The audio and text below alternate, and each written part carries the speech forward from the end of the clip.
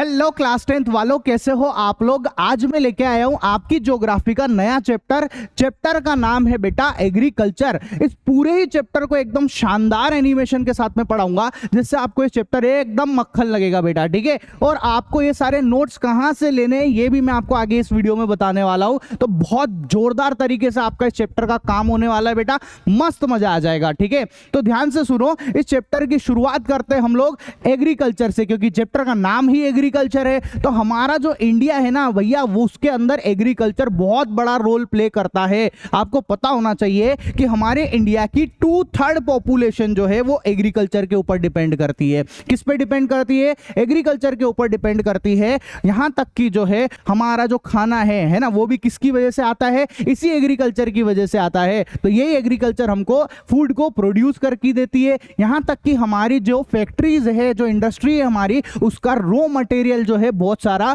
वो भी इसी एग्रीकल्चर से आता है बेटा, ठीक है। और इसी एग्रीकल्चर से हमको काफी सारे प्रोडक्ट मिलते हैं, जिसको हम डेली यूज में रोज यूज करते ही रहते हैं। उनको बताओ कौन कौन से? जैसे टी हो गया, कॉफी हो गया, स्पाइसेस हो गया, ये सारी की सारी चीजें हमको किससे मिल रही है? इसी एग्रीकल्चर की मदद से मिल रही है बेटा, ठीक है। तो हमारा इस पूरे चैप्टर का मेन हीरो कौन है? ये एग्रीकल्चर है, ठीक है। तो हम इस चैप्टर में बेसिकली क्या क्या पढ़ने वाले हैं? हम पढ़ने वाले हैं टाइप्स ऑफ फार्मिंग, के एग्रीकल्चर कितने टाइप का होता है, कितने टाइप की फार्मिंग होती है ना। हम पढ़ने वाले हैं कि क्रॉपिंग वेट पैटर्न कौन सा है हमारे इंडिया के अंदर, कितने क्रॉपिंग पैटर्न है बेटा, ठीक है। जो आपने सुना होगा ना, रबी, खरीफ, जायद, है ना, ये सारी की सारी चीजें हम इसमें पढ़ने वाले हैं। फिर तीसरे नंबर पे हम यहाँ पर पढ़ेंगे मेजर क्रॉप, कि हमारी जो मेजर क्रॉप कौन कौन सी है, ठीक है। चावल हो गया, गेहूं हो गया, मतलब इन सब चीजों को मैं आपको एकदम डिटेल में स्टडी कराने वाला हूं।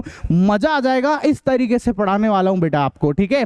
तो ध्यान से सुनो, सबसे पहले हम समझते हैं टाइप्स ऑफ एग्रीकल्चर को, या टाइप्स ऑफ फार्मिंग को समझ रहे हैं। तो भैया 3 टाइप की फार्मिंग होती है। सबसे पहले नंबर पर आता है प्रिमिटिव सब्सिस्टेंस, दूसरे नंबर पर आता है इंटेंसिव सब्सिस्टेंस, और तीसरे नंबर पर आते हैं कमर्शियल फार्मिंग बेटा, ठीक है। तो सबसे पहले हम शुरुआत करेंगे प्रिमिटिव सब्सिस्टेंस से। किससे? प्रिमिटिव सब्सिस्टेंस से भैया। तो प्रिमिटिव सब्सिस्टेंस किसको कहते हैं? ध्यान से समझना, ठीक है। ऐसी फार्मिंग जो खुद के लिए की जाती हो, खुद के खाने पीने के लिए, खुद की जरूरतों को पूरा करने के लिए की जाती हो, उसको हम प्रिमिटिव सब्सिस्टेंस बोलते हैं। मतलब ये कोई पैसा कमाने के लिए नहीं की जा रही है, खुद के लिए की जा रही है बेटा, इसको प्रिमिटिव सब्सिस्टेंस बोलेंगे बेटा, ठीक है, ऐसा। और इसको, इस खेती को करने के लिए जो औजार हम यूज करते हैं वो भी प्रिमिटिव होते हैं। जैसे कि ये देखो, आप पुराना सा आपको नहीं दिख रहा है, ये जो हल है जिसको हम प्लो बोलते हैं, वो है, ठीक है। ये हमारा डाउ हो गया, है ना। ये सारी की सारी चीजें जो आपको नजर आ रही है, सब प्रिमिटिव इंस्ट्रूमेंट या इंप्लीमेंट्स कहलाते हैं बेटा, समझ में आ गया। तो ये है प्रिमिटिव सब्सिस्टेंस फार्मिंग। पढ़ लो अच्छे से, दिस टाइप ऑफ फार्मिंग अच्छे से समझना, ठीक है। नोट्स भी आपको यहाँ पे एक्सप्लेन करते चल रहा हूं। This type of farming is only performed for, काय के लिए परफॉर्म की जाती है? सेल्फ कंजप्शन और सर्वाइवल। खुद के कंजप्शन और सर्वाइवल के लिए इसको परफॉर्म किया जाता है बेटा, ठीक है। खुद के खाने पीने के लिए, अपना गुजारा बसर कर लो, इसके लिए करते हैं बस, है ना। Primitive subsistence is carried out on small piece of agriculture land. कहां पर की जाती है ये? बहुत ही छोटे एग्रीकल्चर लैंड के ऊपर ये की जाती है, ठीक है। मतलब जमीन बहुत कम होगी, ज्यादा जमीन नहीं होती, बहुत छोटी सी जमीन होती है, उसके ऊपर इसको करते हैं बेटा, ठीक है। With the help of primitive agriculture implement such as, किस किस की मदद से करते हैं? वुडन प्लो हो गया, ठीक है, डाउ हो गया, है ना, एक्सकेवेटर हो गया, ठीक है, एंड फैमिली, खुद के ही परिवार के लोग या थोड़े बहुत मजदूर जो है वो आपस में मिलकर इस टाइप की खेती को, इस टाइप की फार्मिंग को करते हैं बेटा। अच्छे से समझ में आया आपको ये सब बातें, ठीक है। तो ये कहलाती है हमारी प्रिमिटिव सब्सिस्टेंस फार्मिंग, ठीक है। अब इस फार्मिंग को एक और नाम से भी पुकारा जाता है, इसको हम स्लैश एंड बर्न एग्रीकल्चर भी कहते हैं। ये मोस्ट इंपॉर्टेंट क्वेश्चन है, क्वेश्चन पूछेगा आपसे कि स्लैश एंड बर्न एग्रीकल्चर किसको कहेंगे, ठीक है। आप वेरी वेरी वेरी इंपॉर्टेंट लगा लेना इसके ऊपर। आपसे क्वेश्चन पूछेगा कि भैया स्लैश एंड बर्न एग्रीकल्चर किसको बोलेंगे, ठीक है। तो किसको बोलेंगे जरा ध्यान से समझो, ठीक है। तो देखो स्लैश एंड बर्न क्या होता है, मैं आपको समझा देता हूं। देखो क्या हो रहा है, जैसे एक जमीन है, ठीक है, इस जमीन पे हमने क्या करा, पहले इस जमीन के एक छोटे से हिस्से को, एक टुकड़े को हम बिल्कुल क्लियर कर लेंगे, एकदम साफ सफाई कर देंगे यहाँ की, ठीक है। अगर कोई छोटे मोटे क्रॉप्स भी उगी हुई है, थोड़े बहुत पौधे हैं, तो उसको भी अपन काट के अलग कर देंगे और एकदम बिल्कुल साफ सपाचट कर देंगे, एकदम बिल्कुल बढ़िया बना देंगे जमीन को, ठीक है। अब हम क्या करेंगे, इसके ऊपर लगाएंगे आग। क्या कर देंगे हम, इसके ऊपर आग लगा दिया, समझे। देखो हमने जो सफाई करी इसको बोल देते स्लैश, ठीक है, और फिर हमने इसके ऊपर लगा दी आग, इसको हम बोल देंगे बर्न। अब जब हमने आग लगा ली ना इसके ऊपर, तो यहाँ पर क्या होगा, थोड़े टाइम में जब ये आग बुझेगी तो यहाँ पर ऐश इकट्ठा हो जाएगी, राख इकट्ठा हो जाएगी, और ये राख जो है इस मिट्टी के लिए फर्टिलाइजर का काम भी करेगी बेटा। क्या करेगी, फर्टिलाइजर का काम भी करेगी, ठीक है। फिर थोड़े दिनों तक हम यहाँ पर खेती बाड़ी करेंगे, उसके बाद फिर हम जो है शिफ्ट हो जाएंगे इधर, ठीक है। फिर हम सेम प्रोसीजर यहाँ पर करेंगे, फिर हम इधर शिफ्ट हो जाएंगे बेटा, ठीक है। तो इस तरीके से ये खेती बाड़ी होती है और इसको हम बोलते हैं स्लैश एंड बर्न। क्या बोलेंगे इसको, स्लैश एंड बर्न भी बोलेंगे, ठीक है। तो पूछा जाता है एग्जाम के अंदर ये, है ना, क्या बोल रहे हैं, farmer clear pieces of land and grow grains and other food crops on them to sustain their family. मतलब कि वो एक छोटे से पीसेस को पे जो है साफ सफाई करके फिर वहां पर अपनी खेती बाड़ी करते हैं और अपना घर परिवार चलाते हैं, ठीक है। When the fertility of the soil decreases the farmer shift from that piece of land. मतलब इस जगह की जब फर्टिलिटी खत्म हो जाएगी तो भैया जो फार्मर है वो दूसरी जगह पर शिफ्ट हो जाएगा और वहां पर भी सेम खेती करेगा, फिर तीसरी जगह पे शिफ्ट हो जाएगा और ऐसे चलता ही जाएगा भैया। इसको हम बोलते हैं स्लैश एंड बर्न। बोलो, स्लैश एंड बर्न फर्टिलाइजर, ठीक है, sorry slash and burn agriculture. यहां तक समझ में आ गया आपको, ठीक है।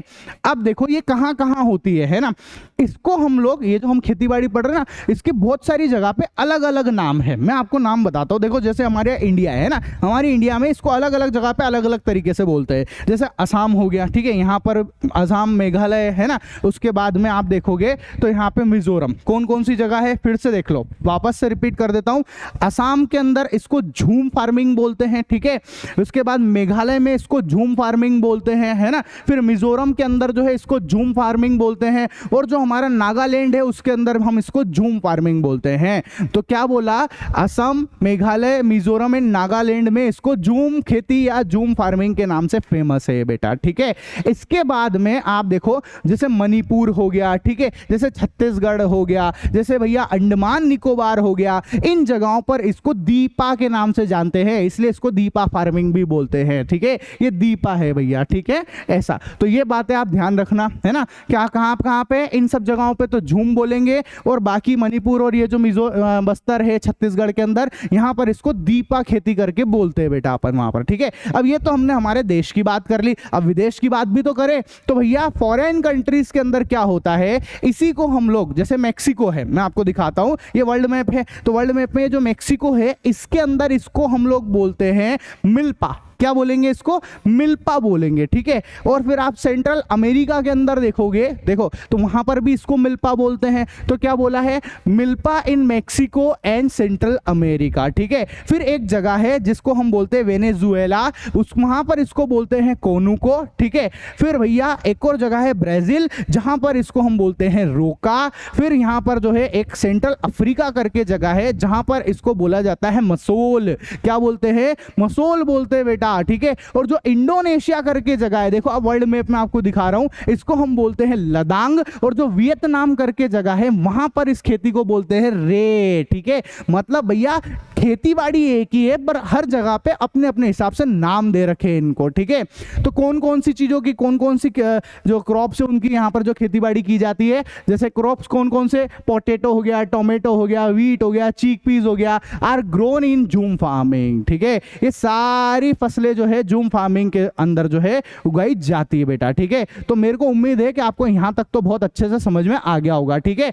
आपको नोट्स चाहिए, ये लो, मैं हट जाता हूं यहां से, आराम से स्क्रीनशॉट ले लेना। जो जो बातें मैंने बोली है एक एक पॉइंट आप लोगों के लिए बना रखा है और सारा का सारा काम हो गया है भैया, ठीक है। तसल्ली से स्क्रीनशॉट ले लो आप इस नोट्स का, ठीक है। चलो अब हम स्टार्ट करते हैं आगे की चीज को, अगला नेक्स्ट टॉपिक को बेटा, ठीक है। सेकंड टाइप है बेटा इंटेंसिव सब्सिस्टेंस एग्रीकल्चर, है ना।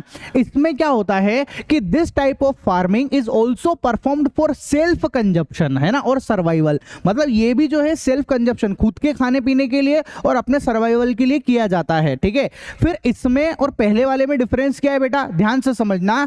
This type of agriculture is practised in area where the pressure of population on the land is very high, ठीक है। मतलब यहां पर खास बात यह है कि यहां पर जगह तो कम है लेकिन यहां पर पॉपुलेशन बहुत ज्यादा है। अब पॉपुलेशन ज्यादा और जगह कम है तो यहां पर भैया प्रेशर बहुत ज्यादा होगा कि कैसे भी करके आपको जो है यहां पे अच्छे से अच्छी क्वालिटी वाली खेतीबाड़ी करनी पड़ेगी और अच्छे से अच्छी फसल उगानी पड़ेगी यहां पर, है ना। ये अंतर है भैया यहां पर, ठीक है। अब जब बहुत बढ़िया क्वालिटी की फसल उगानी पड़ती है तो उसके लिए फिर चीजें भी उस हिसाब से लगानी पड़ती है। तो हमको जो है इसके लिए क्या करना पड़ेगा, मॉडर्न फर्टिलाइजर का यूज करना पड़ेगा, ठीक है। अच्छी क्वालिटी वाले पेस्टिसाइड्स यूज करना पड़ेगा, नई नई टेक्नोलॉजी को यूज करना पड़ेगा खेतीबाड़ी के लिए, जैसे ट्रैक्टर हो गया, थ्रेशर हो गया, है ना, ये हार्वेस्टर हो गया, इन सब चीजों का यूज करना पड़ेगा। और ये जो है ना इस टाइप की जो फार्मिंग है ये सिर्फ मानसून के ऊपर डिपेंड नहीं करती है। मानसून मतलब बारिश के ऊपर डिपेंड नहीं कर रही है भैया, इनके लिए पानी की व्यवस्था करके रखनी पड़ेगी आपको, है ना। मतलब इन सब खेती में क्या होता है कि यहाँ पर ट्यूबवेल्स के थ्रू इनको पानी दिया जाता है, ठीक है, कैनाल्स के थ्रू इनके थ्रू पानी दिया जाता है भैया। तो ऐसे सारी टेक्नोलॉजी यूज की जाती है तब जाकर जो है इंटेंसिव सब्सिस्टेंस एग्रीकल्चर होता है बेटा। समझ में आ गया? कहने का मतलब क्या है, जगह कम है ना, लेकिन पॉपुलेशन ज्यादा है तो बहुत अच्छे क्वालिटी की और ज्यादा से ज्यादा क्रॉप उगानी पड़ेगी। इसको बोलते हैं हम लोग इंटेंसिव सब्सिस्टेंस एग्रीकल्चर। यहां तक कोई दिक्कत है नहीं ना। तीसरे नंबर पर आता है कमर्शियल एग्रीकल्चर। क्या आखिर ये कमर्शियल एग्रीकल्चर किसको कहते हैं? तो देखो नाम से समझ में आ रहा है कमर्शियल एग्रीकल्चर का सीधा सीधा सा मतलब है भैया पैसे के लिए। काय के लिए? पैसा, ठीक है। सुना होगा ना आपने, सब कुछ पैसे के लिए, बाप बड़ा ना भैया सबसे बड़ा रुपया। ये सारा काम किसके लिए किया जा रहा है बेटा? पैसे के लिए किया जा रहा है। This type of farming is performed with the main objective of earning money. ये काय के लिए किया जाता है? अर्निंग मनी के लिए किया जा रहा है, ठीक है। The main characteristics of this type of agriculture are to achieve high yield through modern input such as the use of high yielding seeds। मतलब यहां पर बहुत उच्च क्वालिटी की बढ़िया से बढ़िया फसल उगाने के लिए यहाँ पर हाई यील्ड सीड्स का यूज किया जाता है। मतलब बेहतरीन तरीके के बीज जो होते हैं उनको यूज किया जाता है जिससे अच्छी क्वालिटी की फसल यहाँ पर निकल के आए बेटा, ठीक है। अच्छी क्वालिटी वाले पेस्टिसाइड्स हो गए, केमिकल्स हो गए, इन सब चीजों का यूज किया जाता है, फर्टिलाइजर का यूज किया जाता है जिससे जो फसल की क्वालिटी है वो बहुत बढ़िया निकल के आए बेटा, ठीक है। यहाँ तक कि यहाँ पे अच्छी अच्छी टेक्नोलॉजी का भी यहाँ पर भी यूज किया जाता है, ऑब्वियस सी बात है, ठीक है। In Haryana and Punjab rice is a commercial crop, है ना। हरियाणा और पंजाब में राइस जो है वो एक कमर्शियल क्रॉप कहलाती है बेटा, ठीक है। But in Odisha it is a subsistence crop. लेकिन ओडिशा के अंदर जो है ये एक सब्सिस्टेंस क्रॉप है, लेकिन हरियाणा और पंजाब में कौन सी क्रॉप है? ये एक कमर्शियल क्रॉप के नाम से इसको जानते हैं बेटा, ठीक है। ऐसा तो मैंने आपको अभी तक 3 टाइप की क्रॉप पढ़ा दी है, प्रिमिटिव सब्सिस्टेंस, दूसरे नंबर पे इंटेंसिव सब्सिस्टेंस और तीसरे नंबर पे कमर्शियल एग्रीकल्चर। तीनों में डिफरेंस क्या है? कंफ्यूज मत होना। देखो बहुत आसानी से समझा देता हूं। प्रिमिटिव सब्सिस्टेंस क्या होती है? सेल्फ कंजप्शन, खुद के लिए होती है भैया, खुद के कंजप्शन के लिए। स्मॉल लैंड, छोटी जमीन पे की जाती है। प्रिमिटिव टूल्स का मतलब क्या है? वही गेती फावड़ा ये सब हल वल चला के, है ना, प्लो वगैरह, इन सब से भैया इसको यूज करते हैं इन सब चीजों में, ठीक है। उसके बाद में दूसरे नंबर पे आता है इंटेंसिव सब्सिस्टेंस एग्रीकल्चर। इंटेंसिव में कौन कौन आएगा बेटा? लैंड तो कम है लेकिन पॉपुलेशन ज्यादा है, ठीक है, इसलिए मॉडर्न मशीनरी और इनपुट्स का यूज किया जाता है। इनपुट्स मतलब केमिकल हो गया, फर्टिलाइजर हो गया, अच्छी क्वालिटी के बीज हो गए, ये सब चीजें इसमें यूज करते हैं बेटा। High productive on small land, समझ में आया? जगह तो कम है लेकिन भैया प्रोडक्टिविटी मतलब हम क्रॉप फसल बहुत ज्यादा उगा रहे हैं, ठीक है, ऐसा। और तीसरे नंबर में क्या होता है? कमर्शियल एग्रीकल्चर है, ये पैसों के लिए की जाती है बेटा। इसमें जो लार्ज लैंड एरिया होता है, मतलब जो एरिया होता है ना वो भी खूब बड़ा होता है, यहाँ पर जमीन भी खूब होती है, ठीक है। मॉडर्न मशीनरी का यूज करते हैं और फॉर सेलिंग पर्पस और अर्निंग मनी, मतलब पैसा कमाने के लिए इसको यूज किया जाता है बेटा। इस टाइप की खेती की जाती है। तो ये तीनों टाइप की खेती हमने पढ़ ली है बेटा, ठीक है, ऐसा। 4th नंबर की आती है प्लांटेशन एग्रीकल्चर। अब ये प्लांटेशन एग्रीकल्चर और कुछ नहीं है, कमर्शियल जो खेती बाड़ी है ना, कमर्शियल एग्रीकल्चर, उसी का एक टाइप है बेटा ये, ठीक है। तो क्या बोला है? Plantation agriculture is also a type of commercial farming. Commercial agriculture का ही ये एक टाइप है बेटा, ठीक है। अच्छा भैया, in this type of farming a single crop crop is sown over a long area, मतलब एक ही टाइप की जो क्रॉप है उसको जब हम बहुत बड़े एरिया में उगा देते हैं उसको हम लोग बोल देते हैं प्लांटेशन एग्रीकल्चर। समझ में आया? जैसे मैंने जो है शुगर केन की खेती कर ली, शुगर केन की क्रॉप उगा ली है भैया मैंने, है ना, तो इसको हम बोलेंगे प्लांटेशन। क्या बोलेंगे इसको? प्लांटेशन बोल देंगे। Plantation is an interface between agriculture, अच्छे से समझ लेना, एग्रीकल्चर, इंडस्ट्री एंड एग्रीकल्चर। ठीक है, कहने का मतलब क्या है, इंडस्ट्री और एग्रीकल्चर के बीच में भैया ये इंटरफेस है, मतलब ये डिपेंड करती है, इंडस्ट्री इसी के ऊपर डिपेंड करती है बेटा। ठीक है, ऐसा plantation agriculture is done in a wide area with the help of lot of capital and labour, मतलब इसमें बहुत सारा कैपिटल लगता है, बहुत पैसा लगता है जब जाके इस टाइप की खेती बाड़ी होती है। ठीक है, और बहुत सारे लेबर लगते हैं जब जाके इस टाइप की खेती बाड़ी होती है बेटा। ठीक है, all the product obtain from it और are used as raw material in the industry. भैया यहाँ से जो भी प्रोडक्ट निकल के आता है वो इंडस्ट्री के लिए जो है, बड़ी बड़ी फैक्ट्रियों के लिए वो रॉ मटेरियल जो है वो रॉ मटेरियल के रूप में यूज किया जाता है उसको वहाँ पर। ठीक है, ऐसा कौन कौन होता है, जैसे टी हो गया, कॉफी हो गया, रबर है, शुगर केन है, बनाना है, etcetera are important plantation crops in India. ठीक है, tea in Assam and North Bengal, coffee in Karnataka are the main planting crops there। ठीक है भैया, असम और नॉर्थ बंगाल की मेन प्लांटिंग क्रॉप्स कौन सी है? टी है। ठीक है, और कर्नाटक की कौन है? कॉफी है बेटा, ध्यान रखना यहाँ पर, है ना। Since the production in planting agriculture is for sale, ये वही बात है, बेचने के लिए, है ना, पैसा कमाने के लिए, मोटा माल बनाने के लिए ही इस टाइप की खेती की जाती है, कोई दिक्कत नहीं ना। तो ये है हमारा प्लांटेशन एग्रीकल्चर। इसके बाद आता है क्रॉप पैटर्न। अब हमारे इंडिया में कौन कौन से क्रॉप पैटर्न चलते हैं? तो हमारे यहाँ 3 टाइप के क्रॉप पैटर्न चलते हैं, है ना, 3 टाइप के सीजन होते हैं बेसिकली, है ना। क्रॉप पैटर्न का मतलब क्या है? सीजन बेटा, सीजन। तो रबी हो गया, खरीफ हो गया और जैद हो गया, ये 3 टाइप की हम लोग जो है क्रॉप पैटर्न को यहां पर देखने वाले हैं। सबसे पहले समझते हैं रबी क्रॉप्स को। किसको?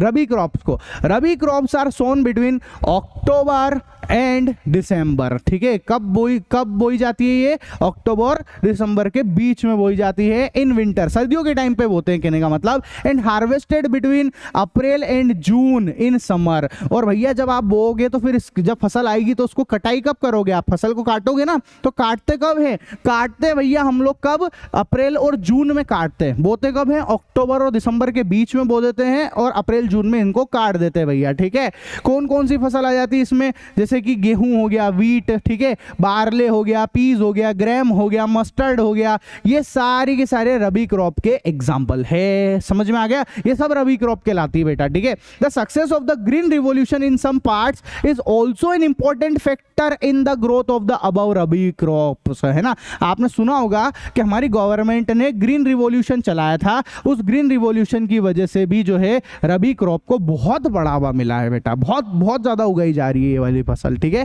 तो ये रबी क्रॉप है। यहाँ पर दूसरे नंबर पे आती है खरीफ क्रॉप। अब खरीफ क्रॉप का क्या सीन है? देखो, kharif crops are sown in the arrival of monsoon. जब मानसून आता है उस समय इसको जो है बोया जाता है बेटा, in different region of the country and harvested in September October. ठीक है, और इनको काटते कब हैं? सितंबर अक्टूबर में काटते हैं और बोते कब हैं? Arrival of the monsoon. ठीक है, तब इनको बोया जाता है। The main crop sown in this season include, कौन कौन सी होती है? देखो कौन कौन सी होती है खरीफ की फसल, ध्यान से समझ लेना। ठीक है, राइस हो गया, मेज हो गया, मेज मतलब मक्का, है ना, जोवर, जोवर मतलब ज्वार, अपने यहाँ पे ज्वार करके बोलते हैं, ज्वार, बाजरा, तूर, ठीक है, मूंग, उड़द, है ना, cotton, jute, groundnut and soybean, ये सारी की सारी भैया हमारी खरीफ क्रॉप कहलाती है। It is carried out in Assam, Bengal, Odisha, Andhra Pradesh, Telangana, Tamil Nadu, Kerala and Maharashtra, specially in the coastal area of Konkan, Uttar Pradesh and Bihar. ठीक है, इन सब जगहों पर ये फसल जो है बोई जाती है बेटा। ठीक है, 3 paddy crops are sown in Assam, west Bengal and Odisha, namely aus. ठीक है, क्या नाम है इनका? ऑस। ठीक है, अमन एंड बोरो। ऑस, अमन एंड बोरो। जो पेडी क्रॉप्स है, ये जो पेडी क्रॉप्स होती है इसको बोलते हैं पेडी क्रॉप्स। दिख रहा है आपको ये पेडी क्रॉप्स? इनका अलग अलग जगह पे अलग अलग नाम है। ठीक है, जैसे कि असम के अंदर इसको ऑस बोलते हैं, है ना, वेस्ट बंगाल के अंदर इसको अमन बोलते हैं और उड़ीसा के अंदर इसको बोलते हैं बोरो। बाकी होती पेडी क्रॉप से, अलग अलग जगह के अलग अलग नाम, सिंपल सा कॉन्सेप्ट है, ठीक है। फिर आता है जैद। जैद, कुछ लोग इसको जैद की क्रॉप भी बोलते हैं, कुछ लोग इसको जायद भी बोलते हैं, जो भी आपको ठीक लगे उस हिसाब से दोनों ही नाम बोल दिए मैंने आपके सामने, ठीक है। जैद की क्रॉप कब बोई जाती है, देखो, the crop sown in the summer between the rabi and kharif crop. कब बोते हैं इसको, रबी और खरीफ के बीच में इसको बोई जाती है, इस कॉल्ड जैद। इसको जैद की क्रॉप बोलते हैं बेटा, ठीक है। वाटरमेलन, कौन कौन आ गया, ये सब आपके सामने बोलो, ये वाटरमेलन हो गया, ठीक है, मस्क मेलन हो गया, लौकी हो गया, भिंडी हो गया, ये सब खीरा हो गया, ये सारी क्या कहलाती है बेटा, ये सब खरीफ जैद की क्रॉप कहलाएगी। और जैसे ये जो हमारा जो गन्ना है ना, शुगर केन, वो भी भैया जैद की क्रॉप के अंदर ही आता है। The sugar cane crop takes about a year to mature. इसको 1 साल लगता है पूरा फसल आने में, ठीक है, ऐसा। तो यहां तक समझ में आया है ना। फिर आता है हमारा मेन क्रॉप्स, कि आखिर ये मेन क्रॉप्स किसको बोलते हैं। तो देखो यहां पे the main crops grow in India are rice, wheat, coarse cereal, pulses, tea, coffee, sugar cane, oil seed, cotton and jute etcetera. ये हमारी सारी की सारी मेन क्रॉप्स है बेटा, ठीक है। मतलब हमारे इंडिया में जो सबसे ज्यादा क्वांटिटी में उगाई जा रही है उनको हम लोग बोलते हैं मेन क्रॉप्स, ठीक है। तो कौन कौन सी है बताओ, राइस हो गया, है ना, व्हीट हो गया, यहाँ पर जो है राइस व्हीट, और फिर सीरियल्स हो गए, पल्सेस हो गए, फिर चाय हो गई हमारी, ठीक है, कॉफी हो गया, गन्ना हो गया, है ना, कॉटन हो गया, जूट हो गया, ये हमारी मेन क्रॉप है। इसको मेजर क्रॉप भी बोलते हैं। क्या बोलते हैं इसको, इसी को हम लोग मेजर क्रॉप भी बोलते हैं बेटा, ठीक है। तो सबसे पहले हम समझेंगे राइस को। किसको समझने वाले हैं, राइस को समझने वाले हैं। The food grain of the most of the people in India is rice. सबसे ज्यादा अगर भारत के अंदर कोई सा अनाज खाया जा रहा है तो वो है राइस, ठीक है। राइस को सबसे ज्यादा खाया जाता है बेटा, ये ध्यान रख लेना आप, है ना, और सबसे ज्यादा क्वांटिटी में भी यही उग रहा है यहाँ पर, ठीक है। Our country is the second largest rice producer after China. मतलब हमारे भारत देश में चाइना के बाद दूसरे नंबर पे सबसे ज्यादा राइस बोए जाते हैं। पहले नंबर पे कौन है, चाइना है, फिर दूसरे पे हम लोग आते हैं। It is a kharif crop that requires high temperature about 25 degree centigrade. इसको बोने के लिए कितना टेम्परेचर चाहिए, 25 डिग्री सेंटीग्रेड से ज्यादा का टेम्परेचर चाहिए। And high humidity more than 100 centimetre of the rainfall. और बारिश कितनी चाहिए, 100 सेंटीमीटर से भी ज्यादा की बारिश चाहिए, और टेम्परेचर चाहिए 25 डिग्री सेंटीग्रेड से ज्यादा बेटा, ठीक है। In some areas, low rainfall such as Rajasthan, Punjab, Uttar Pradesh, है ना, it is grown with the help of irrigation, ठीक है। अब आपको पता है कि भैया राजस्थान में जो है कम बारिश होती है, तो यहाँ पर भी फिर इसके लिए तो पानी खूब चाहिए, तो फिर कैसे करते हैं, इरिगेशन, सिंचाई कर करके, है ना, सिंचाई समझते ना, इरिगेशन के थ्रू जो है फिर इसको पानी देके उगा ली जाती है। तो ये राइस क्रॉप है बेटा, ठीक है। दूसरे नंबर के आती है व्हीट। अब wheat is the second most important cereals crop in India. दूसरे नंबर की जो है सबसे ज्यादा खाए जाने वाला जो अनाज है वो व्हीट है। ज्यादातर लोगों को क्या लगता है कि व्हीट सबसे ज्यादा खाया जाता है, नहीं भैया, चावल सबसे ज्यादा खाए जाते हैं, ठीक है। Which is grown in the northern and northern west part of the country, ठीक है। ये व्हीट कहां पर सबसे ज्यादा बोया जा रहा है, नॉर्दर्न और northern western part of the country में सबसे ज्यादा जो इसको बोया जाता है। नॉर्दर्न वेस्ट में कौन कौन आ गए, जैसे राजस्थान हो गया, है ना, पंजाब हो गया, ये सब आ गए भैया। Rabi crop requires winter and sunny sunshine at the time of ripening, ठीक है। जब इसको फसल को पकने का समय आता है उस समय जो है एकदम सनशाइन चाहिए होता है, मतलब बहुत ज्यादा गर्मी चाहिए होती है बेटा इसको, ठीक है। It requires evenly distributed annual rainfall of 50 to 75 centimetre for cultivation. इतनी बारिश चाहिए भैया इनको, ठीक है, 50 to 75 सेंटीमीटर की बारिश होनी चाहिए। There are 2 main wheat growing region in the country, the Ganga Satluj plain and the northwest and the black soil region of the Deccan, ठीक है। तो गंगा सतलज प्लेन में और डेक्कन जो है वहां पर इसको सबसे ज्यादा बोया जाता है। मैंने आप लोगों को ये सारे प्लेन वगैरह समझा रखे ज्योग्राफी के अंदर, है ना, 9th क्लास में समझाए थे, सॉरी 9th क्लास के अंदर बहुत अच्छे से बता रखा। अपने छोटा भाई बहन हो ना कोई तो बता देना उनको, 9th क्लास को भी बिल्कुल अलग चैनल है मेरा, उसी पे इसी तरीके से एनिमेशन के साथ में पढ़ा रहा हूँ उन लोगों को भी, ठीक है। कहाँ कहाँ पे बोई जाती है, Punjab, Haryana, Uttar Pradesh, Madhya Pradesh, Pradesh, Bihar and parts of the Rajasthan are the main wheat producing state. ये सब मेन वीट प्रोड्यूसिंग स्टेट है बेटा अपनी, ठीक है, कोई दिक्कत नहीं ना। नेक्स्ट नंबर पे आता है तीसरे नंबर में मिलेट्स। मिलेट्स का मतलब होता है मोटे अनाज। कौन सा अनाज? मोटे अनाज बेटा। ये इनकी जो न्यूट्रिशनल वैल्यू है वो बहुत ज़्यादा होती है, हाई न्यूट्रिशन होता है इनके अंदर बेटा, ठीक है, इनको खाना बहुत अच्छा होता है ना। जैसे कि ज्वार हो गया, है ना, रागी हो गया, बाजरा हो गया, इन सबको हम लोग मिलेट्स बोलते हैं बेटा। क्या बोलते हैं? Millets. Ragi is rich in iron, calcium, micronutrients and husk. Ragi के अंदर आयरन बहुत सारा होता है, अच्छा खासा, कैल्शियम बहुत बढ़िया होता है भैया, बहुत सारे माइक्रोन्यूट्रिएंट्स होते हैं जो अपनी बॉडी के लिए बहुत ज़्यादा जरूरी है। और हस्क, हस्क मतलब एक तरीके से फाइबर टाइप समझ लो आप, ठीक है। Jowar is the third most important food crop in the country in terms of area and production. तो भैया तीसरे नंबर पर आती है ज्वार, है ना, जिसको तीसरे नंबर पे मानते हैं और वो खूब ज्यादा खाई जाती है बेटा, ठीक है, इसका प्रोडक्शन भी बहुत ज्यादा है। The major producing state are Maharashtra, Karnataka, Madhya Pradesh और आंध्र प्रदेश। यहां पर इस फसल को सबसे ज्यादा भैया उगाया जाता है, ठीक है। फिर चौथे नंबर पर आता है बाजरा। बाजरा जो है ये बाजरा है बेटा, ठीक है। It is grown on Sandy and shallow black soil. Sandy, इसको सैंडी सॉइल बोलते हैं और इसको शेलो ब्लैक सॉइल बोलते हैं, ठीक है। यहाँ पर इन दोनों मिट्टियों में ही उगता है ये, ठीक है। Rajasthan, Uttar Pradesh, Maharashtra, Gujarat and Haryana are the main producing state. कहाँ कहाँ पे होएगा ये? राजस्थान में होएगा, उत्तर प्रदेश में होएगा, ठीक है, गुजरात में होगा, महाराष्ट्र में होगा, इन सब जगहों पर ये होता है बेटा, ठीक है। नेक्स्ट आता है रागी, है ना। रागी ये रही भैया, है ना। Ragi is a crop of arid region and is well grown on red, black, sandy, loamy and shallow black soil. इतने सारी मिट्टियों में ये जो है इसको उगाया जा सकता है, ठीक है। तो एक तो क्या क्या बोल रहे हैं? रेड कलर की मिट्टी में, ब्लैक कलर की में, सैंडी के अंदर, लोमी के अंदर, है ना, शेलो ब्लैक सॉइल, इन सब मिट्टियों में इसको उगाया जा सकता है। The major producing state of the ragi are Karnataka, Himachal Pradesh, Uttarakhand, Sikkim, Jharkhand and Arunachal Pradesh. इन सब जगह पर इसको उगाया जाता है बेटा, ये प्रोड्यूसिंग स्टेट है मेजर, ठीक है। फिर छठे नंबर पे, 6 नंबर पे आता है मेज। मेज मतलब होता है मक्का, ठीक है। Maize is a crop that is used as both food and fodder, है ना। फूड के तरीके से भी यूज करते हैं इसको, हम भी खाते हैं, और फॉडर मतलब जो पशु चारा वगैरह खाते हैं ना, जो एनिमल्स होते हैं जो चारा वगैरह खाते हैं, उनके केस में भी इसको यूज किया जाता है, वो भी करते हैं इसका यूज, ठीक है। It is a kharif crop.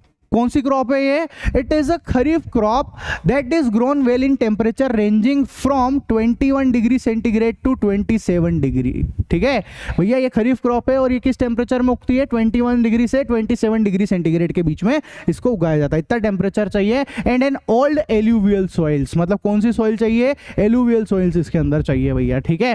Karnataka में कहाँ कहाँ पे होता है? कर्नाटक, मध्य प्रदेश, उत्तर प्रदेश, बिहार, आंध्र प्रदेश, ठीक है, Telangana are the main producing state of maize, ठीक है। यहां पर मक्का बहुत ज्यादा होता है बेटा, ठीक है, ये मेन प्रोड्यूसिंग स्टेट है। फिर आएगा 7 नंबर पे पल्सेस। अभी मैंने आपको ये सब चीजें बता दी है, अब किसकी बारी आ गई? दालों की बारी आ गई है, पल्सेस की बारी आ गई है, ठीक है। India is the largest producer and consumer of pulses in the world. हमारा भारत जो है पल्सेस को खाने वाला और बनाने वाला, मतलब पैदा करने वाला, भारत एकमात्र दुनिया का सबसे बड़ा देश है जहां पर ये सबसे ज्यादा उगाई जाती है और खाई जाती है बेटा, ठीक है। Pulses are the most protein rich in vegetarian food. जो वेजिटेरियन लोग हैं उनके लिए भैया जो पल्सेस है ना, जो दालें हैं, वो प्रोटीन रिच होता है, ठीक है। एक सबसे ज्यादा दालों में ही प्रोटीन मिलता है वेजिटेरियन लोगों के लिए, तो समझ में आ गया। कौन कौन सी दालें होती है? जैसे तूर हो गया, इस तूर को पिजन पी भी बोलते हैं। क्या बोलते हैं? पिजन पी, ठीक है। तूर हो गया, उड़द हो गया, मूंग हो गया, लेंटिल्स हो गया, पीज हो गया, ग्राम हो गया, ये सारे के सारे जो है मेन पल्सेस ऑफ क्रॉप है। तो कौन कौन सी अगर आपसे पूछ ले तो तूर है, उड़द है, मूंग है, लेंटिल, पील्स, ग्राम्स, ये सारी की सारी मेन पल्सेस है बेटा, ठीक है। Sorry, pulses require less moisture and can be grown even in a dry condition, ठीक है। इनको बोने के लिए ज्यादा पानी वानी की जरूरत नहीं है, ड्राई कंडीशन में भी ये उग जाती है बेटा, ठीक है। Being leguminous crops, all pulses except pigeon pea take nitrogen from the air and maintain the fertility of the land.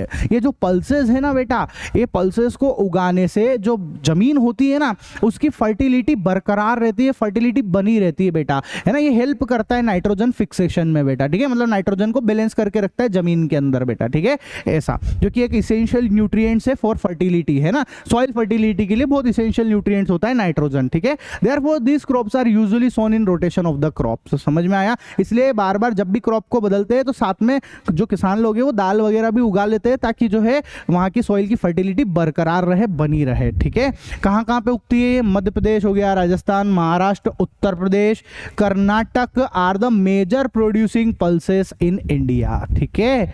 समझ में आया? फिर आता है next topic, food crops other than grains. तो अभी तक हमने ग्रेन्स समझ लिया है, पल्स समझ लिया है, अब जो इनके बिना दूसरी वाली और कौन कौन सी फूड क्रॉप्स है, तो सबसे 8वें नंबर पर आती है शुगर केन। कौन सी बेटा? शुगर केन, जिसको हम बोलते हैं गन्ना, ठीक है। समझ में आया? चलो, sugar cane is a tropical and सब ट्रॉपिकल क्रॉप। ये ट्रॉपिकल भी और सब ट्रॉपिकल भी है ना। This crop is expected to withstand temperature of 21 degree centigrade से 27 degree centigrade and annual rainfall is 75 centimetre. पानी कितना चाहिए भाई साहब? 75 सेंटीमीटर का पानी चाहिए, 75 से 100 सेंटीमीटर, इतना मिनिमम होना चाहिए 75 तो, ठीक है। India is the second largest producer of the sugar cane after Brazil. सबसे ज्यादा ब्राजील के अंदर उगता है, ठीक है। दूसरे नंबर पे फिर इंडिया के अंदर उगता है शुगर केन, ठीक है। It is also used to make sugar बनाने में, जैगरी बनाने में, खांडसारी बनाने में, मोलेसेस बनाने में, इन सब चीजों में शुगर केन का यूज किया जाता है। कहाँ कहाँ पे उगता है? उत्तर प्रदेश में, महाराष्ट्र में, कर्नाटक, तमिलनाडु, आंध्र प्रदेश, तेलंगाना, बिहार, पंजाब, हरियाणा, ये सारे के सारे स्टेट जो है जहां पर शुगर केन उगता है बेटा, ठीक है, इसको उगाया जाता है। नेक्स्ट नंबर पे 9 नंबर पे आता है ऑयल सीड।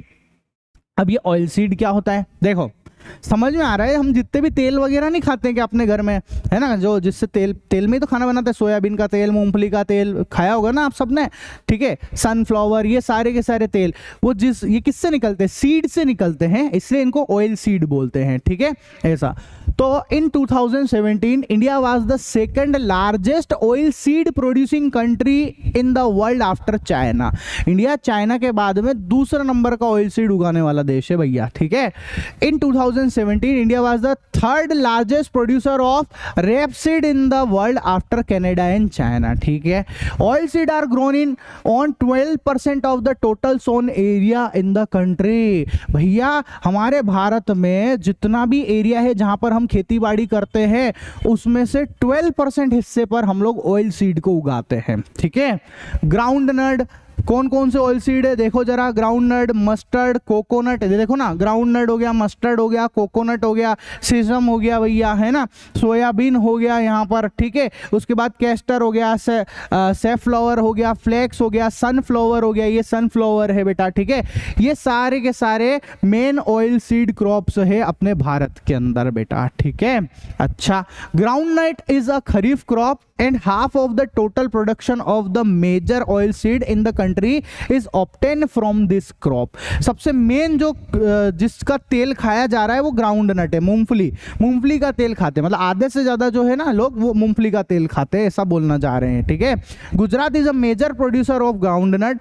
कहाँ पे होती है सबसे ज्यादा ग्राउंड नट? गुजरात के अंदर होती है, ठीक है। In addition Rajasthan and Andhra Pradesh are the other major groundnut producing state बेटा, ठीक है। राजस्थान में भी होती है और आंध्र प्रदेश में भी होती है। Flaxseed and mustard are rabi crops, ठीक है। फ्लैक्स सीड और मस्टर्ड कौन सी है बेटा? ये कौन सी क्रॉप है? ये रबी क्रॉप है बेटा, ठीक है। Caesium is the kharif crop, है ना, in northern India and rabi crop in southern India. ये क्या बात हुई? हाँ भैया ऐसा ही है, ठीक है। ये वहां पर जैसा क्लाइमेट उस हिसाब से चीजें उगाई जा रही है और कुछ नहीं है, ठीक है। तो सीजम जो है ना, वो भैया खरीफ क्रॉप है नॉर्दर्न इंडिया में। नॉर्दर्न इंडिया में खरीफ क्रॉप कहलाएगी और जो सदर्न इंडिया है वहां पर ये रबी क्रॉप बन जाती है। तो ध्यान रखना है, छोटे छोटे क्वेश्चन बीच बीच में पूछ लेंगे आपसे, है ना। Castor is sown in both kharif and rabi crop season. और जो कैस्टर है ना, आपने सुना होगा ना कैस्टर ऑयल, उसको खरीफ में और रबी में दोनों में ही जो है इसको उगाया जा सकता है, बोया जा सकता है, ठीक है। फिर आता है 10 नंबर पे T.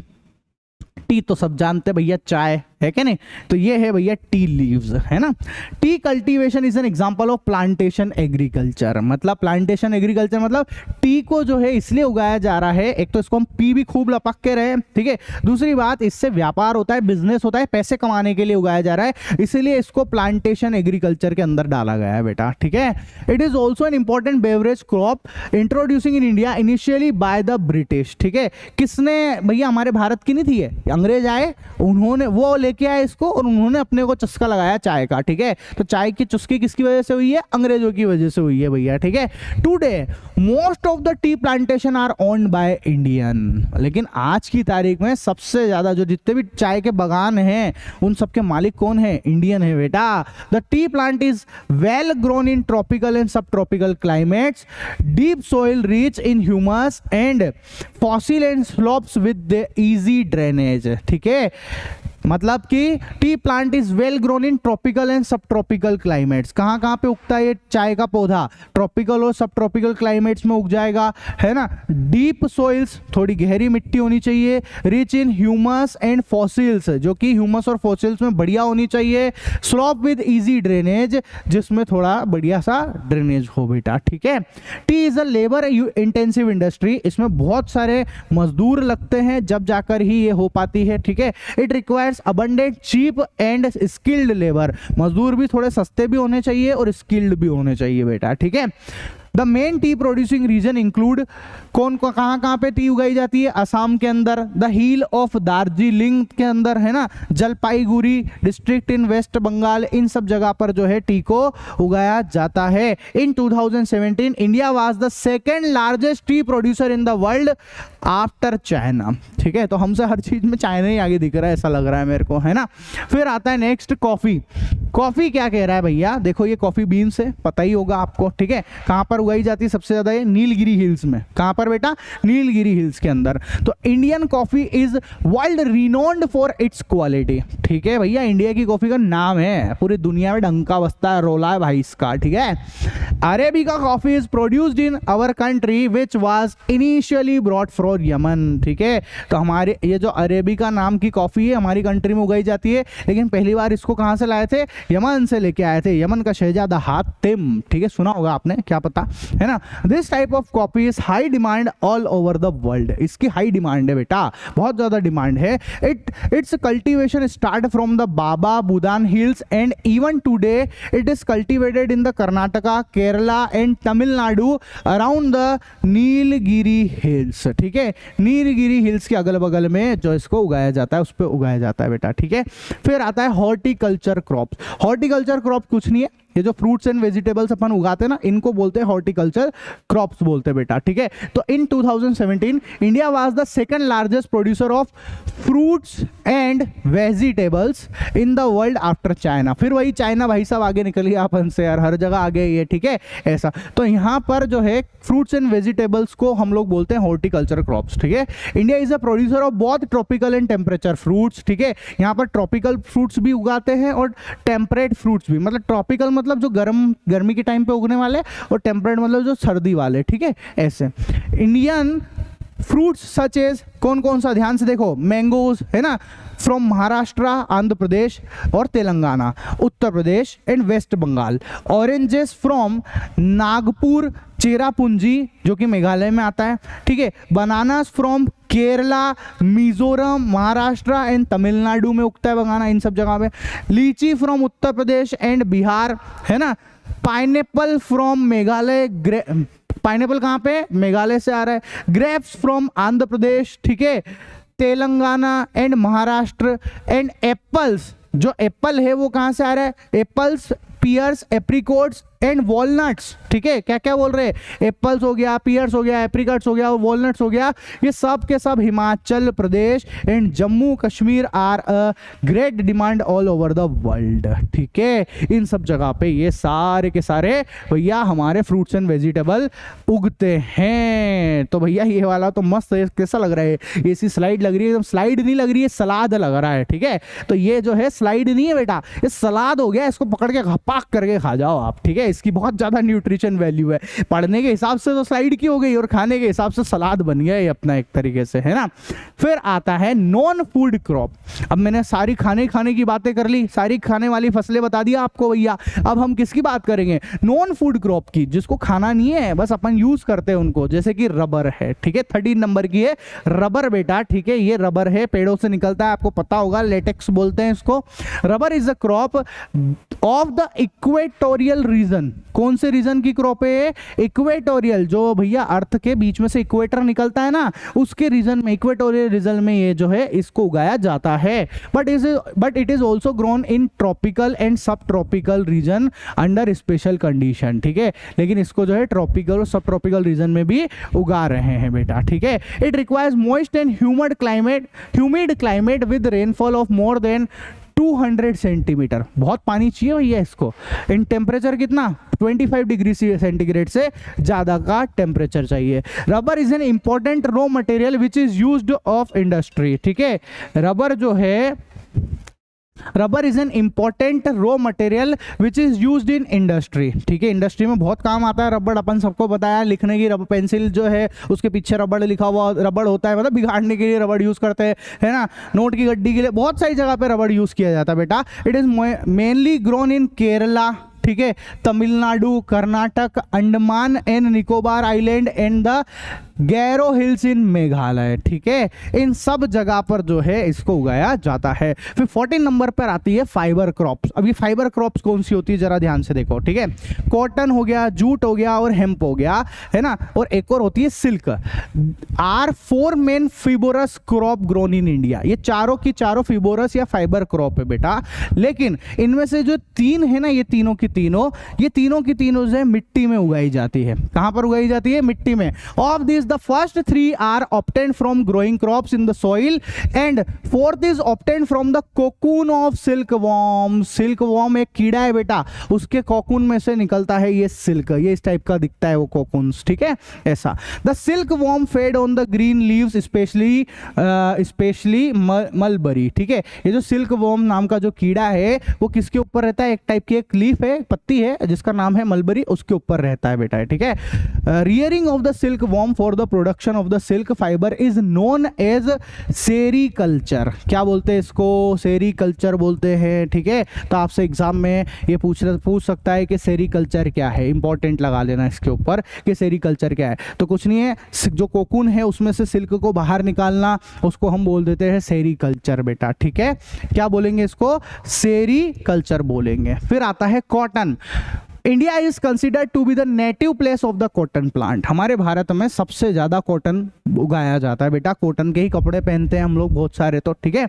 Cotton is one of the main raw materials in the cotton textile industry, ठीक है। India rank second only to China in the world to cotton production. भैया चाइना से फिर दूसरे नंबर पे आ रहे हैं हम लोग, ठीक है।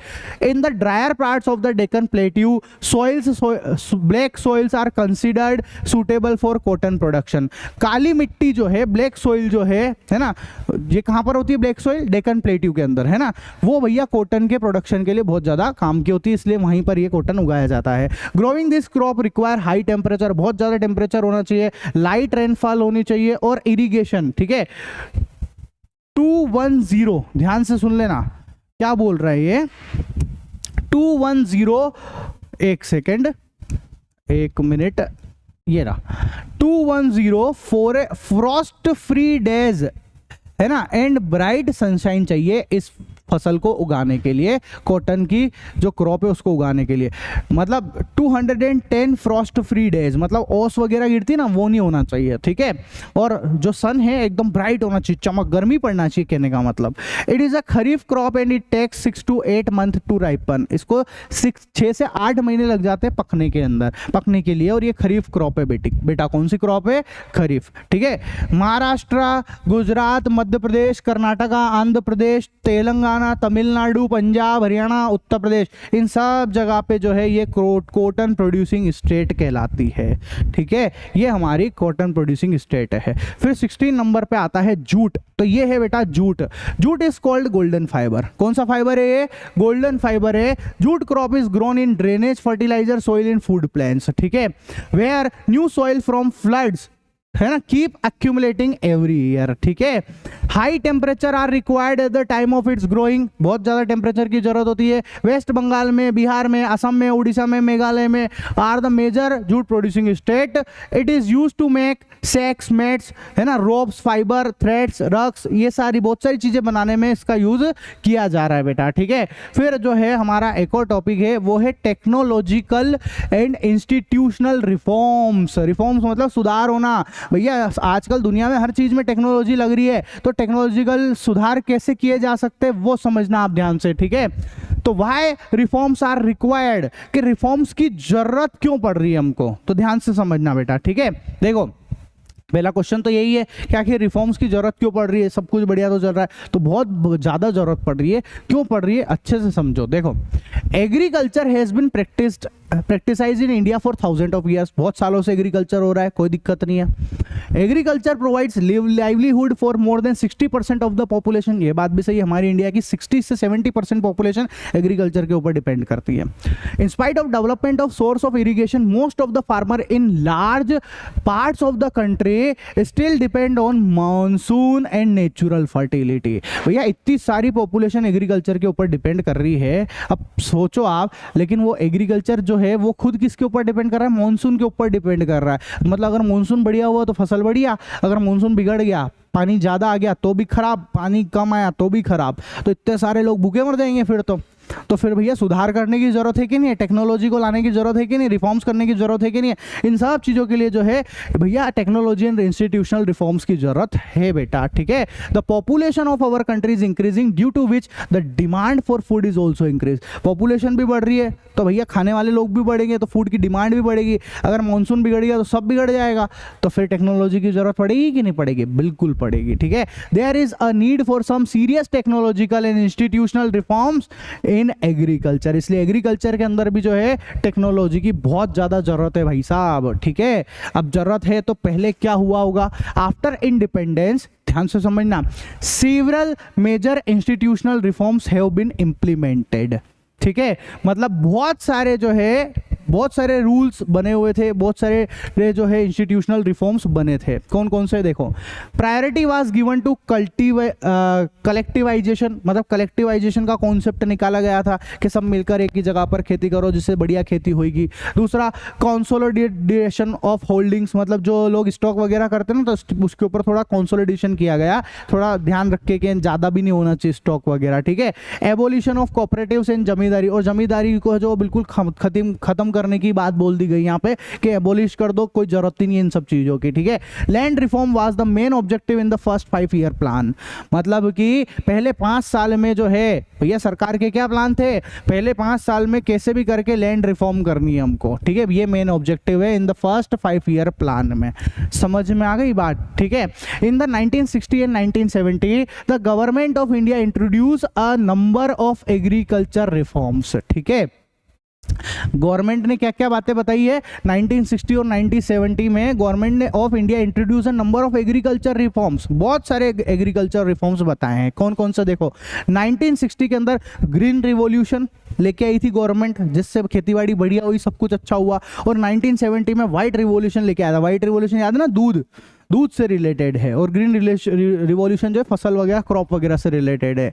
Some strategies were introduce for agrarian reform such as the green Revolution and the White Revolution. Operation Flood, याद रखना व्हाइट रिवॉल्यूशन को ऑपरेशन फ्लड के नाम से भी जानते हैं, बेस्ड ऑन पैकेज टेक्नोलॉजी, ठीक है। ये सब पैकेज टेक्नोलॉजी के अंदर आ गई है, ठीक है। But this is led to the concentration of the development in few selected area, समझ में आ गई, ठीक है। देखो in the 1980s and 1990s a comprehensive land development program was undertaken based on institutional and technological reforms, ठीक है। ऐसा तो देखो क्या क्या और क्या क्या चीजें यहां पर आई थी, ध्यान से समझना। Some of the important step include provision of the crop insurance, मतलब जो है गवर्नमेंट ने क्या करा कि क्रॉप इंश्योरेंस देना स्टार्ट कर दिया कि अगर बाय चांस मान लो कि किसी भी किसान की खेती बाड़ी में कभी मान लो कि कोई ड्रॉट आ गया, सूखा पड़ गया, ठीक है, तो खेती बाड़ी बिगड़ जाएगी। बाढ़ आ गई तो खेती बाड़ी बिगड़ जाएगी भैया, ठीक है, या फिर कोई साइक्लोन आ गया तो खेती बाड़ी बिगड़ जाएगी, या आग लग गई फसल को तो नुकसान हो जाएगा। तो गवर्नमेंट ने किसान के लिए क्या किया, इन सब चीजों के लिए इंश्योरेंस प्रोवाइड कर दिया कि भैया अगर तुमको ऐसा कुछ भी नुकसान झेलना पड़ा तो हम इंश्योरेंस देते हैं, है ना, तुमको तुम्हारा पैसा लौटाएंगे या पैसे से इसकी जो भी कीमत होगी वो तुमको हम प्रोवाइड करेंगे बेटा, ठीक है। ऐसा गवर्नमेंट ने बहुत सारे बैंक्स वगैरह खोले हैं, जैसे कोऑपरेटिव बैंक्स हो गया, इस टाइप की हेल्प किसानों के लिए करने की कोशिश करी है ना। काफी सारे किसान क्रेडिट कार्ड का कॉन्सेप्ट लेके आए हैं, जिससे जो है किसानों को लोन वगैरह मिल जाए, ठीक है। पर्सनल एक्सीडेंट इंश्योरेंस, ये जो है जिसको हम बोलते हैं PAIS, है ना, PAIS, ये पूछ सकता है आपसे कि PAIS का फुल फॉर्म क्या है, पर्सनल एक्सीडेंट इंश्योरेंस स्कीम, ठीक है। PAIS का कॉन्सेप्ट लगाया गया है भैया, मतलब कुछ भी दिक्कत हो तो गवर्नमेंट हेल्प करेगी। तो गवर्नमेंट ने काफी सारी चीजें की है इसके ऊपर, ठीक है बेटा।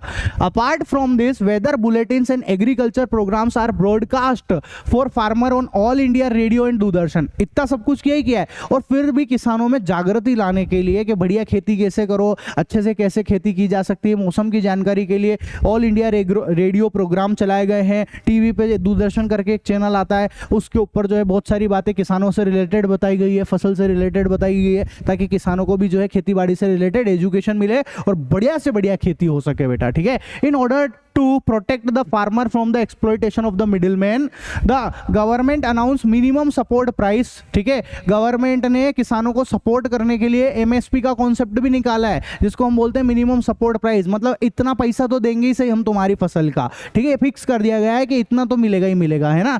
एंड रिमनरेटिव प्रोक्योरमेंट, है ना, prices of some important crops, मतलब कुछ ना कुछ तो आपको मिलेगा ही सही भैया, इतना शुल्क तो आपको दिया जाएगा। तो बहुत सारे काम किए गए भैया गवर्नमेंट में। तो अब मैंने आपको ये सारे पॉइंट समझा दिए हैं, आप आराम से स्क्रीनशॉट ले लो, ये जितनी बातें मैंने समझाई है वो सब यहाँ पर नोट्स की फॉर्म में लिखी हुई है बेटा, ठीक है। ऐसा अब देखो, जो हमारा लास्ट टॉपिक है वो है भूदान और ग्रामदान। अब भूदान ग्रामदान क्या है, ध्यान से समझना, बहुत आसान सा कॉन्सेप्ट है। क्या बोल रहे, Mahatma Gandhi declared Vinoba Bhave as his spiritual successor. Vinoba Bhave नाम के एक व्यक्ति है, ठीक है, वो महात्मा गांधी को बहुत मानते थे, उनके विचारों के ऊपर ही चलते थे वो, ठीक है। महात्मा गांधी के जो ग्राम स्वरोजगार ग्राम जो है स्वराज्य, ठीक है, ग्राम स्वराज्य करके जो विचार थे उसको फैलाने के लिए भी जगह जगह पे यात्रा करते थे, पद यात्रा करते थे, इस तरीके की एक्टिविटीज किया कर रहे थे, ठीक है। अब क्या हुआ कि एक बार ये किसी एक गांव में पहुंचे, जिस गांव का नाम क्या है इसका, once when he was speaking in Pochampally. क्या नाम है भैया गांव का, पोचेम्पली, ठीक है। A village in Andhra Pradesh, Andhra Pradesh का गांव है ये। Some landless poor villager asked him for some land to sustain themself, ठीक है। अब वहां पर जाके बातें बता रहे थे, अच्छी अच्छी बातें कर रहे थे, हमको देश के लिए करना चाहिए, वो करना चाहिए, वो हमको अपने आप को विकसित करना चाहिए, डेवलप करना, ऐसी बातें बता रहे थे बहुत सारी। तो इन लोगों ने बोल दिया, गाँव वालों ने, कि यार आप सब इतनी बड़ी बड़ी बातें कर रहे हो, हमारे तो यहाँ रहने के लिए जगह ही नहीं है, हमारे तो खाने पीने के थोड़े, हम कहाँ से डेवलप कर लेंगे अपने आप को, कहाँ से विकास कर लेंगे देश का। तो फिर क्या हुआ, ये बात सुन के शॉक्ड हो गए कि यार ये तो प्रॉब्लम है वाकई में भी। तो उस समय क्या हुआ कि वहां पे कुछ अमीर जमींदार लोग, जो अमीर लोग जो थे ना वहां के, जिनके पास खूब सारी जमीन थी, ठीक है, क्या बोल रहे हैं, 80 लैंडलॉर्ड्स, है ना। Suddenly Shri Ramchandra Reddy stood up, अचानक से श्री रामचंद्र रेड्डी, कौन थे ये, श्री रामचंद्र रेड्डी, है ना। एक मिनट मैं आपको इसको, अरे ये तो एक सेकेंड रुको, ऐसे देख लो, श्री रामचंद्र रेड्डी स्टूड अप, ये अचानक से खड़े हुए, एंड ऑफर टू डिस्ट्रीब्यूट 80 एकड़ लैंड टू 80 लैंडलेस विलेजर। ये खड़े हुए और इन्होंने डिसाइड किया कि इनकी जो 80 एकड़ जमीन है, 80 एकड़ जमीन है, उसको भैया ये 80 विलेजर को दान कर देंगे, डिस्ट्रीब्यूट कर देंगे भैया। It came to be known as Bhoodan. तो भैया क्या करा इन्होंने, अपनी जमीन का, अपनी भूमि का दान कर दिया है, इसलिए इसको बोलते हैं भूदान, ठीक है, जमीन का दान कर दिया है इसलिए इसको भूदान बोलेंगे। सम जमींदार who owned many villages even offered entire villages to the landless, it was called ग्राम दान। और फिर इनको देख के और जो दूसरे जमींदार भी थे उनको भी लगा कि नहीं यार लोगों को जरूरत है, तो उन्होंने पूरे के पूरे गांव ही दान कर दिए। मतलब इनके पास पूरे गांव को ओन करते थे, बहुत पैसे वाले थे, तो इन्होंने पूरे गांव को ही दान कर दिया, इसलिए उसको हम बोलते हैं ग्राम दान। क्या बोलते हैं बेटा, ग्राम दान बोलते हैं। दिस भूदान ग्राम दान movement started by Vinoba Bhave was also named as is रक्तहीन क्रांति। तो मोस्ट इंपॉर्टेंट क्वेश्चन है कि रक्तहीन क्रांति किसको बोलेंगे, तो ध्यान रखना भूदान ग्रामदान को ही रक्तहीन क्रांति बोलते हैं। तो भूदान का मतलब जमीन का दान, ग्रामदान मतलब पूरे विलेज का दान कर दिया गया है, ठीक है। ये किसकी वजह से हुआ, विनोबा भावे की वजह से, जो कि गांधी जी को मानने वाले थे, ठीक है बेटा। तो देखो मैंने आपको जो है यहाँ पर मैथ्स, साइंस और एसएसटी तीनों ही सब्जेक्ट पढ़ा रहा हूँ मेरे चैनल के ऊपर। मजा आया हो तो अपने दोस्तों के साथ शेयर कर देना, ठीक है, और सब्सक्राइब भी कर लेना चैनल को। एक बात और बता देता हूँ, यहाँ पे जो है आपको नोट्स की मैंने बोला था, आपको नोट्स दिख रहे होंगे, ठीक है। एसएसटी के और साइंस के दोनों के ही शानदार कलरफुल नोट्स अवेलेबल है, देख लो आप, क्वालिटी क्या बढ़िया दिख रही है। इन सब नोट्स को अगर आपको लेना है तो लिंक जो है मैंने डिस्क्रिप्शन में दे रखी है, वहां से आप इन नोट्स को ले सकते हो, ठीक है। बाकी आप मेरे इस चैनल पे देखोगे तो आपको काफी सारी चीजें पढ़ने को मिल जाएगी, एसएसटी के लिए भी, साइंस के लिए भी और मैथ्स के लिए भी भैया। तो मिलते हैं हमारे नेक्स्ट वीडियो लेक्चर में, तब तक के लिए टाटा बाय बाय।